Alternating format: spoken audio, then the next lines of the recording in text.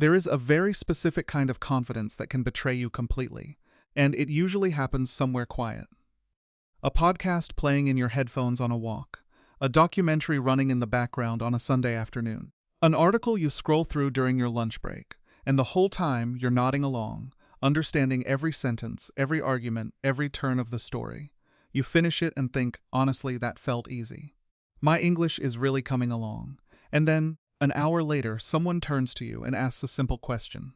What was that article about? Or, can you explain how that actually works? And something strange happens.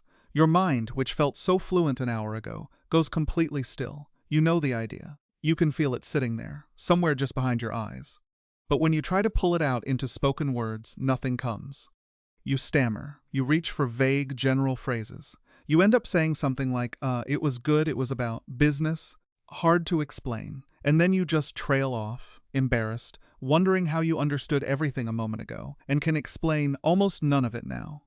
If this has happened to you, you have just discovered one of the most common, and most misunderstood, obstacles in learning any language. It has a name. Call it the passive understanding trap. And once you understand exactly what it is, you'll also understand exactly how to escape it. Here is the truth at the center of this trap. Understanding a complex idea in English and explaining that same idea in English are not the same skill. They are not even close. One happens quietly, inside your mind, where a native voice or a well-written sentence does all the heavy lifting for you, guiding you gently from one idea to the next. The other requires you to build that same structure yourself. From nothing, in real time, out loud, with someone waiting for your answer. Most language learners spend years pouring words into their heads through reading and listening, building an enormous, rich vocabulary. But they never build the second skill, the one that lets them reach into that vocabulary and actually use it under pressure. And so a strange paradox forms. Someone can read a dense academic article without much trouble, and still freeze completely when asked to summarize it out loud in 3 sentences.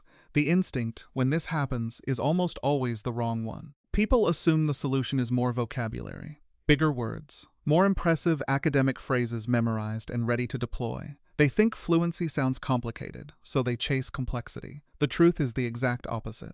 And it comes from one of the most respected scientific minds of the 20th century. Richard Feynman was a physicist, a Nobel laureate, a man who spent his career working on some of the most complicated ideas in modern science. And he believed something that, on the surface, sounds almost too simple to be profound. If you cannot explain a difficult idea in plain, ordinary language, you do not actually understand it yet.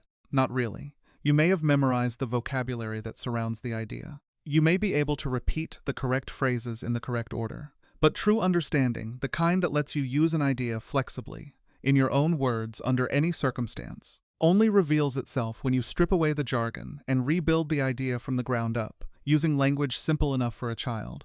This is where the trick gets its name. Imagine, for any topic, any concept from your work, your studies, or the news, that you had to explain it to a 5-year-old child. Not a colleague, not a professor. A 5-year-old sitting across from you, waiting. Watch what happens to your brain the instant you accept that challenge. 2 things happen immediately, and both of them are enormously useful. First, all your jargon has to disappear. A 5-year-old has never heard of market optimization, or synergy, or cognitive dissonance, and using those words will only earn you a blank, confused stare. You are forced, immediately, to translate those heavy, borrowed phrases into something physical, something visual, something drawn from the real world a child already understands. This single act, translating abstraction into something concrete, is where real command of a language begins to form. Second, your sentences have to shrink. A child's attention span won't tolerate a long, winding sentence full of subordinate clauses and complicated grammar. You're forced into short, direct structures. Subject, verb, object. Clear cause, clear effect. And here is the part that matters most for you as a language learner. Simplifying an idea this aggressively does not make you sound less intelligent. It does the opposite. It forces your brain to build a direct, fast connection between the thought in your mind and the words in your mouth. Instead of a slow, effortful search through memorized textbook phrases you're not entirely sure you're using correctly. This is the exact mechanism by which passive vocabulary, all those words sitting quietly in your memory from years of reading and listening, gets converted into active, usable, real-time speaking power. And here's the practical payoff. If you can explain a complicated business strategy clearly enough for a 5-year-old to follow, explaining that same strategy to your manager or a client in an actual meeting suddenly feels almost effortless by comparison. Let's make this concrete, because the idea only becomes useful once you've actually seen it in motion. Take the internet. The complicated textbook version sounds something like this. The internet is a global network of interconnected computers communicating via standardized protocols to exchange data packets. Technically accurate, almost entirely useless in conversation, and honestly, a little exhausting to even listen to. Now the 5-year-old version. The internet is like a huge, invisible wire that connects every computer and phone in the entire world. When you want to see a picture of a cat, your phone sends a little message through that wire to another computer far away, and that computer sends the picture right back to your screen, all in about 1 second. Notice what happened there. Nothing about the idea got dumbed down or lost. If anything, it became more vivid, more alive, easier to actually picture in your mind. That is not a weaker explanation. It is a better one. Inflation. The textbook version. Inflation is a quantitative measure of the rate at which the average price level of a basket of selected goods and services in an economy increases over a period of time. Now say that sentence out loud to yourself, and notice how your own brain starts to drift halfway through it, the 5-year-old version. Imagine you have $1. Last year, that dollar could buy you a giant piece of candy. This year, that same candy costs $2. Your dollar didn't change. But the candy got more expensive. That's called inflation. Simple, physical, memorable, and crucially, something you could say confidently in an actual conversation without stumbling once. One more. A job interview. The formal version.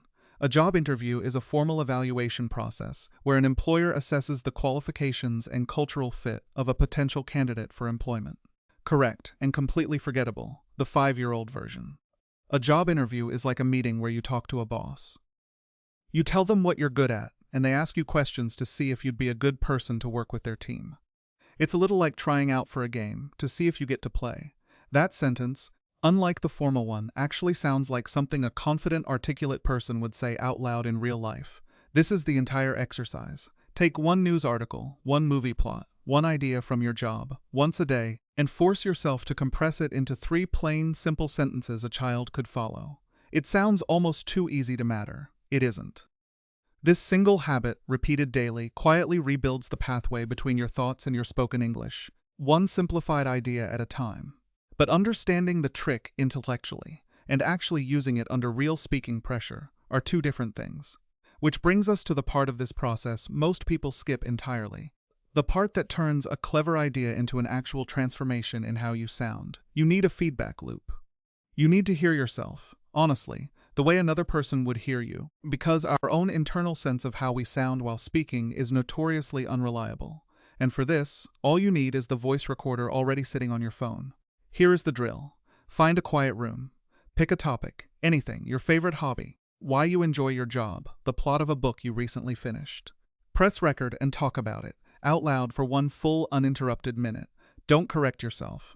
Don't pause to search for a better word. Just get your thoughts moving and let them come out however they come out, mistakes included. Then stop and listen back, closely. This part takes a certain amount of honesty, and even a little courage, because hearing your own unedited speech played back can feel uncomfortable at first. Listen for the specific moments where you hesitated. Was it because you were reaching for a big, impressive word that wasn't quite there? Did a sentence start strong and then collapse halfway through, too long, too tangled, losing its own thread? These are not embarrassing details. They are data. They are exactly the information you need. Now apply the 5-year-old filter directly to what you just heard. Take that same topic and ask yourself quite literally, how would I say this exact thing using simpler words and shorter sentences? What's a physical example, a comparison, a small story? That would make this instantly clear to someone who knew nothing about it. Then press record a second time and explain the exact same topic again for 1 more minute, but now, deliberately, using the simplified structure you just built. Short sentences, concrete examples, no hiding behind vocabulary you're not fully sure of. Play both recordings back to back, and the difference will surprise you almost every time. The second version sounds calmer, more confident. The pauses shrink. The sentences land cleanly instead of trailing off into uncertainty. And this is not a coincidence or a trick of perception. Clarity of thought and confidence in delivery are, At the level of actual brain function, very nearly the same thing. When you know exactly what you want to say and you've already found the simplest way to say it, your mouth simply has less work left to do, and far less room for hesitation. Do this drill 3 times a week, with 3 different topics, and something begins to shift, quietly, beneath the surface. You stop reaching instinctively for complicated phrases in an attempt to sound impressive. You start reaching, automatically, for clarity instead. And that instinct, choosing the simple, clear sentence over the complicated, uncertain one, is not actually a beginner's habit. It is, if you study how the most respected communicators and leaders in the world actually speak, one of the most advanced skills a speaker can develop, in any language, native or otherwise, because here, finally, is the idea worth carrying with you long after this particular exercise ends. Mastering English was never really about accumulating every possible word in the dictionary. Real mastery is something quieter, and in some ways much harder to fake. It's the ability to take a genuinely complex, difficult idea and hand it to someone else so simply, so clearly, that they walk away actually understanding it. When you practice explaining things as though to a 5-year-old, you're not lowering the bar for yourself. You are unlocking vocabulary you already possess, but have never learned to access under pressure. You are removing the exhausting need to sound perfect, and replacing it with something far more valuable and far more attractive to listen to. A natural, fluid, confident way of speaking that no memorized phrase could ever fake. So here is where to begin, tonight if possible. Think of the thing you enjoy most in the world. Football, cooking, a particular video game, painting, anything at all. Now imagine a 5-year-old sitting in front of you who has genuinely never heard of it. And in just 3 simple sentences, explain what it is and why it makes you happy. Keep it plain, keep it short. Say it out loud if you can. That's where fluency actually begins. Not in the biggest word you know, in the simplest one you're brave enough to use.